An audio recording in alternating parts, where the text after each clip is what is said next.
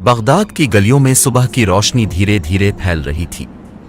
شہر ابھی مکمل طور پر جاگ نہیں پایا تھا کہ ایک عورت پھٹے پرانے لباس میں قاضی ابو الحسن علی کے دروازے پر دستک دے رہی تھی۔ قاضی صاحب نے دروازہ کھولا تو دیکھا کہ عورت کے چہرے پر غم کے گہرے سائے تھے اور اس کی آنکھوں میں آنسو تیر رہے تھے۔ کیا بات ہے خاتون؟ قاضی صاحب نے نرمی سے پوچھا۔ عورت نے اپنی لرزتی ہوئی آواز میں کہا، میرے شوہر کو بادشاہ کے سپاہیوں نے جھوٹے الزام میں قید کر لیا ہے۔ ہم فاقوں کی حالت میں ہیں اور میرے بچے بھوکے مر رہے ہیں۔ یہ سن کر قاضی صاحب لمحے بھر کے لیے گہرے خیال میں ڈوب گئے۔ پھر انہوں نے اپنا چادر لپیٹی اور فوراً قید خانے کی طرف روانہ ہو گئے۔ قید خانے کے داروغہ نے قاضی صاحب کو آتے دیکھا تو حیران رہ گیا۔ قاضی صاحب، خیریت؟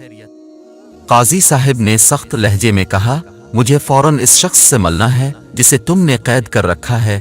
داروغہ نے حکم کی تعمیل کی اور قیدی کو سامنے لایا۔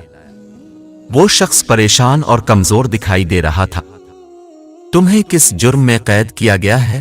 قاضی صاحب نے پوچھا۔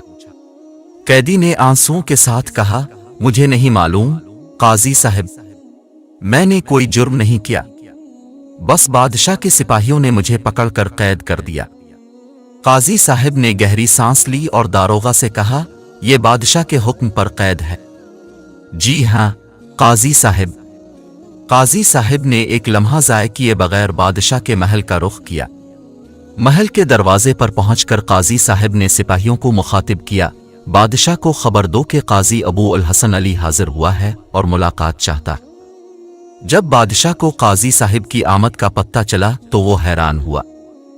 فوراً ملاقات کے لیے بلایا اور ادب سے کہا، قاضی صاحب، اب یہاں کیسے آنا ہوا؟ آپ کو پیغام بھیج دیتے، میں خود حاضر ہو جاتا۔ قاضی صاحب نے کہا، بادشاہ سلامت، اب کی قید میں ایک شخص جھوٹے الزام میں قید ہے۔ میں چاہتا ہوں کہ اس معاملے کی فوراً تحقیق ہو اور انصاف کیا جائے۔ بادشاہ نے تھوڑی دیر خاموش رہنے کے بعد کہا، قاضی صاحب، وہ قیدی میری سلطنت کے قوانین کی خلاف ورزی کے شبے میں قید ہے۔ قاضی صاحب نے سخت لہجے